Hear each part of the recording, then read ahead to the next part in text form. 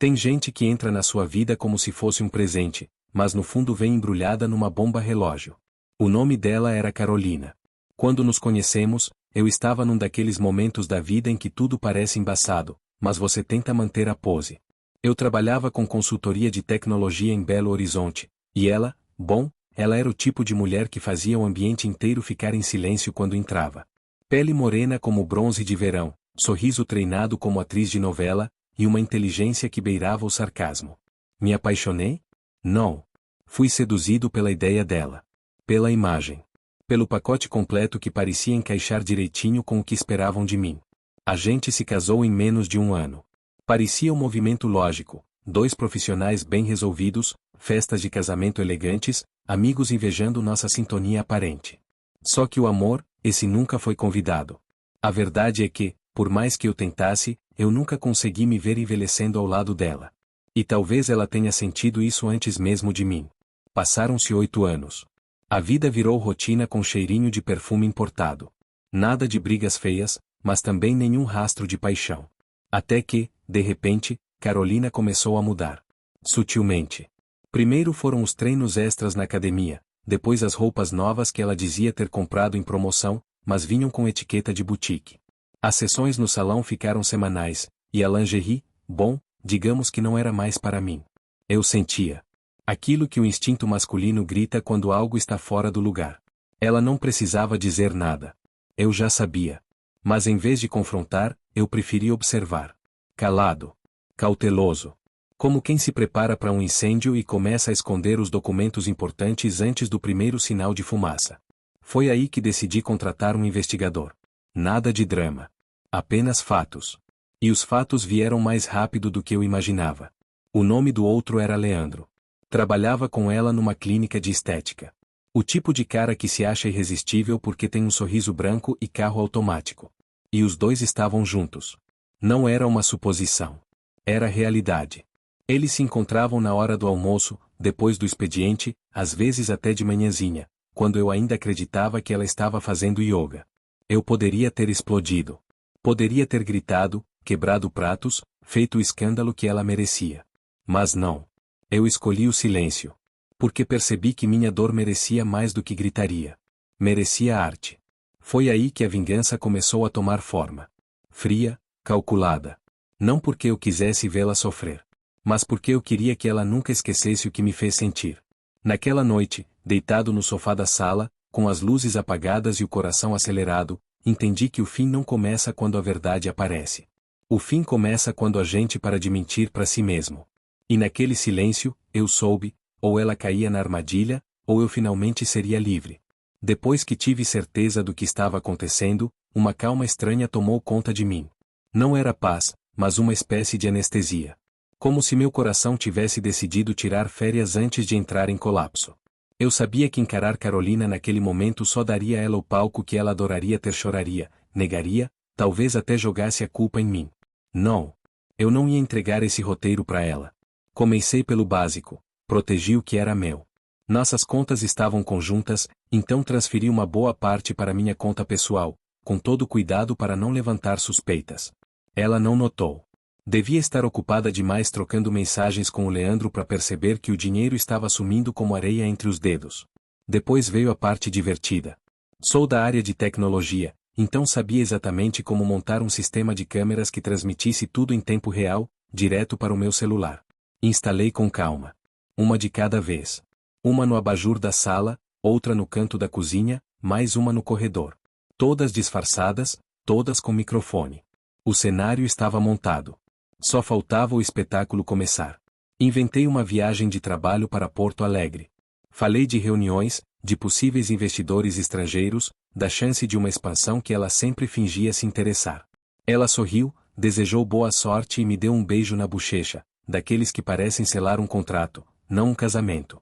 Mas o que ela não sabia era que meu compromisso profissional era, na verdade, uma viagem para o litoral de Santa Catarina. Um refúgio onde eu poderia assistir tudo de camarote, com uma cerveja na mão e o vento do mar lavando o que restava da minha dignidade. Assim que o avião decolou, eu soube que Leandro apareceria. Era só questão de tempo. E eu estava certo. No fim da tarde do mesmo dia, recebo o alerta da câmera da sala. Abri o aplicativo, e lá estavam eles. Se beijando como dois adolescentes escondidos no fundo de uma escola. A sala onde passamos tantos domingos vendo filmes virou palco da traição mais explícita que eu poderia imaginar. Não chorei. Não tremi. Apenas assisti. Analisando cada gesto, cada olhar. Porque eu sabia que ainda tinha mais por vir. Foi então que tive a ideia. Algo que misturava humor infantil com requinte psicológico. Contratei 2 garotos do bairro, via aplicativo. Expliquei que era um jogo, tocar a campainha e correr. Eles riram, aceitaram na hora. O combinado era simples, eles só tocariam quando eu mandasse. Esperei o momento certo. Eles estavam no sofá, rindo de algo que não me dizia respeito. Então, apertei o botão. Din-dom. A reação foi instantânea. Carolina travou. Leandro pulou do sofá, pegando a camisa às pressas. Ela se levantou devagar, como se esperasse ver um fantasma do outro lado da porta. Abriu. Nada. Rua vazia. Olhou para os lados, depois para ele. A dúvida começou a se instalar. E eu, do outro lado da tela, comecei a sorrir pela primeira vez em semanas. Não porque doía menos. Mas porque eu estava começando a tomar o controle de volta. E o melhor de tudo é que aquilo era só o começo. A campainha tinha funcionado melhor do que eu esperava. Carolina voltou para dentro com a expressão de quem tinha sentido um arrepio na alma. Leandro fingia que não era nada, mas os olhos dele buscavam alguma explicação no teto, nas janelas, como se quisessem descobrir de onde vinha o desconforto que crescia no ar. Eles voltaram pro sofá. Tentaram retomar o clima, mas algo havia mudado. Estavam inquietos. As mãos já não se tocavam do mesmo jeito. O riso parecia mais forçado, como se estivessem tentando convencer um ao outro de que tudo estava sob controle. Esperei que relaxassem de novo. Quando vi que os corpos estavam se aproximando mais uma vez, dei o segundo comando. Din-dom. Dessa vez, Leandro quase caiu no chão. Carolina levantou de um salto, olhos arregalados, boca semiaberta.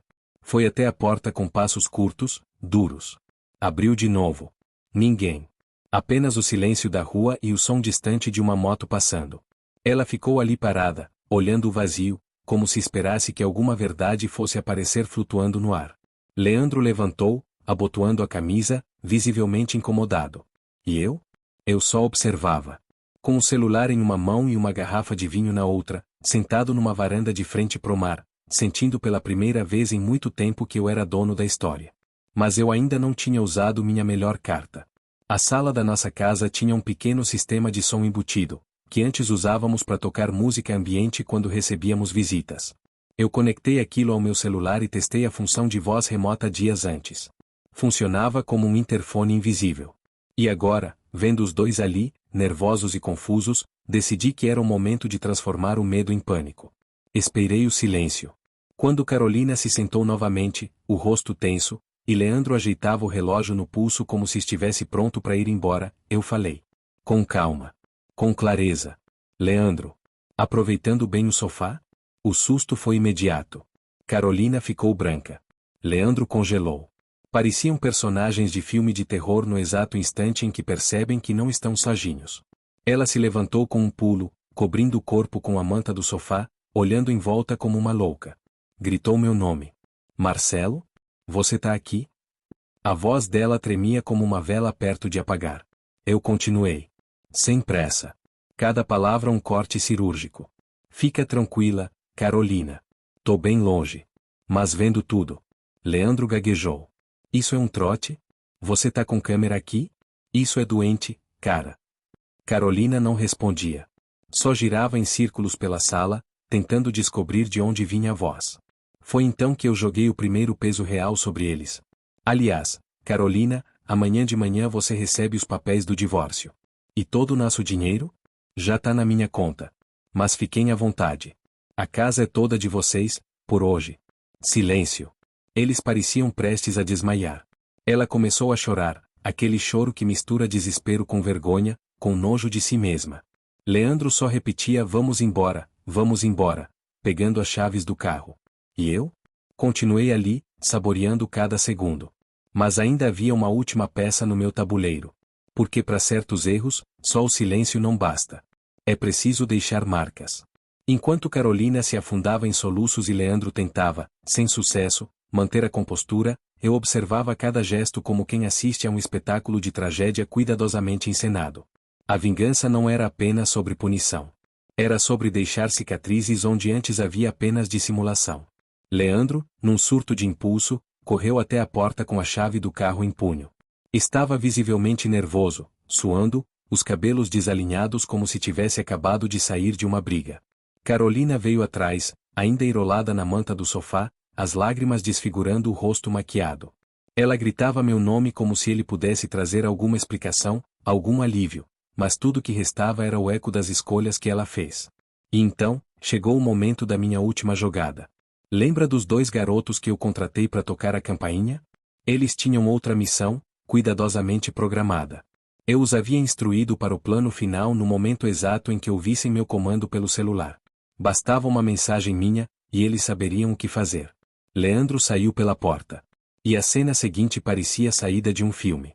Um dos meninos começou a riscar a lateral do carro com uma chave velha, lentamente, como quem assina uma obra de arte. O outro cortava os pneus com uma faca de cozinha embrulhada num pano. Rápido, silencioso, eficaz. Quando Leandro chegou no portão e viu seu carro destruído, soltou um grito abafado.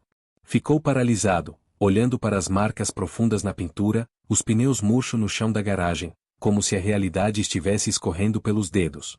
Carolina veio logo atrás. Ao ver a cena, desabou de vez. Chorava alto, encostada na parede, repetindo que não entendia, que aquilo não podia estar acontecendo.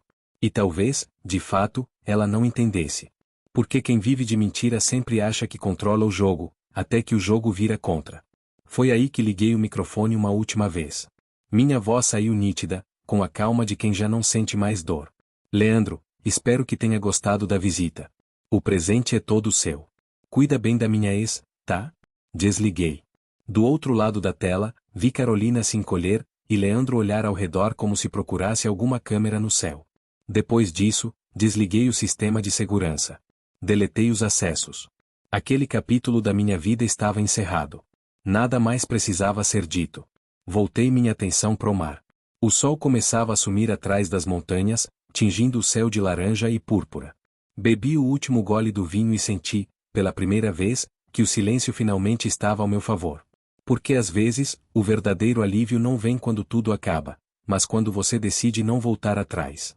Na manhã seguinte, acordei com o barulho do mar quebrando na areia e a notificação no celular que eu já esperava. Os documentos do divórcio tinham sido entregues. O oficial havia ido cedo à casa que, até 2 dias atrás, ainda era nossa. E Carolina os recebeu com as mãos trêmulas, olhos ainda inchados da noite anterior, e o rosto de quem percebeu que a vida dela tinha mudado para sempre. Logo vieram as mensagens. Uma atrás da outra. Primeiro, tentativas tímidas. Marcelo, a gente precisa conversar. Depois, desespero, por favor, me ouve, não é o que você tá pensando. Como se houvesse alguma versão alternativa da realidade que justificasse tudo que eu vi com meus próprios olhos. Por fim, os áudios. Voz trêmula, soluços no meio das frases, uma mistura de arrependimento e pânico.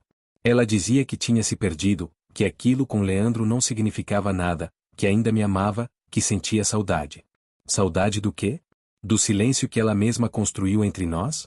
Dos beijos vazios, dos jantares sem palavras, das mentiras escondidas entre as roupas de academia? Eu ouvi tudo com a calma de quem já não se comove mais. Porque às vezes, quando a gente espera demais de alguém, o que machuca não é o que ela fez, é perceber que a pessoa que você pensava conhecer nunca existiu de verdade. Não respondi. Não liguei de volta. Só deixei que o tempo fizesse o que eu já tinha começado, apagar. Passei mais 2 dias no litoral. Andei de bicicleta pelas ruas pequenas da cidade, tomei café com cheiro de pão de queijo fresco, assisti o pôr do sol como quem se reaprende a respirar.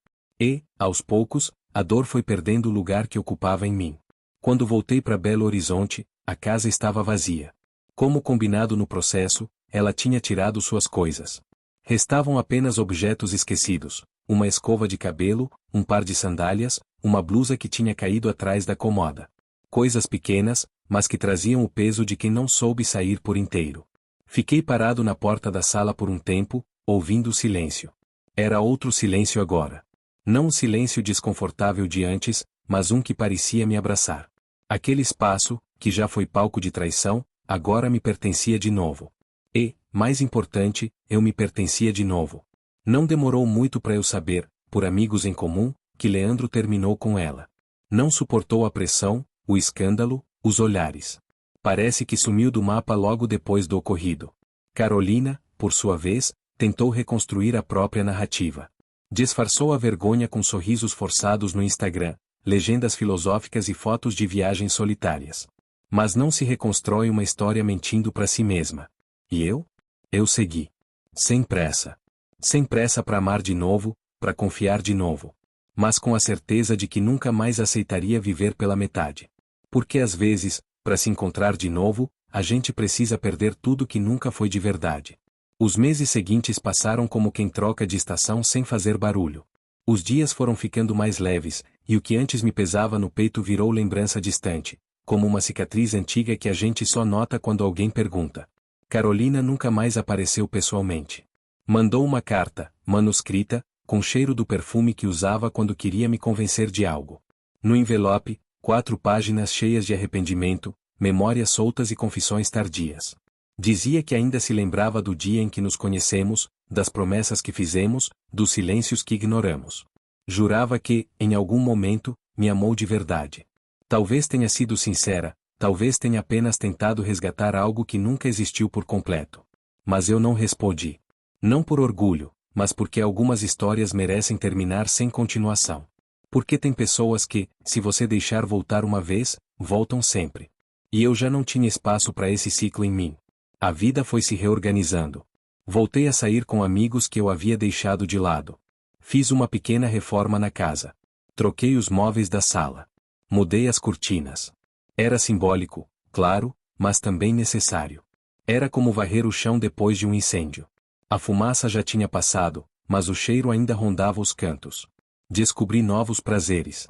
Comecei a correr ao redor da lagoa logo cedo, ouvindo música no fone, sentindo o vento na cara e o coração bater no ritmo certo. Me envolvi num projeto novo no trabalho, algo que me empolgava de verdade. Viajei sozinho por cidades que sempre quis conhecer, experimentei comidas diferentes, dormi em pousadas pequenas com janelas voltadas pro nada, e encontrei, nesse vazio, uma paz que nenhuma companhia forçada me dava. Um dia, sentado num banco de praça, vi um casal discutindo. Nada demais. Um desentendimento bobo, desses que qualquer relacionamento enfrenta. Mas aquilo me trouxe de volta uma memória. Eu e Carolina, discutindo baixinho num restaurante, tentando manter as aparências enquanto o mundo caía por dentro. E percebi ali que eu não sentia falta. Nem dela. Nem do que a gente foi. Sentia falta de mim. Da versão de mim que existia antes de tudo aquilo. E foi essa versão que eu comecei a reencontrar. Aos poucos. Sem pressa. Sem cobranças. Um dia de cada vez. Porque às vezes, reconstruir não é recomeçar do zero, é continuar do ponto onde a gente se perdeu. Hoje, olho para trás sem raiva. Sem desejo de revanche. Apenas com a clareza de quem entendeu que a maior vingança é a liberdade. É viver bem. É não carregar peso que não é seu. É deixar para trás quem nunca teve coragem de ficar inteiro do seu lado. E se tem uma coisa que essa história me ensinou, é que o amor pode até enganar, mas o tempo, nunca. Porque no fim, quem trai não destrói só o outro, destrói a própria chance de ser lembrado com ternura.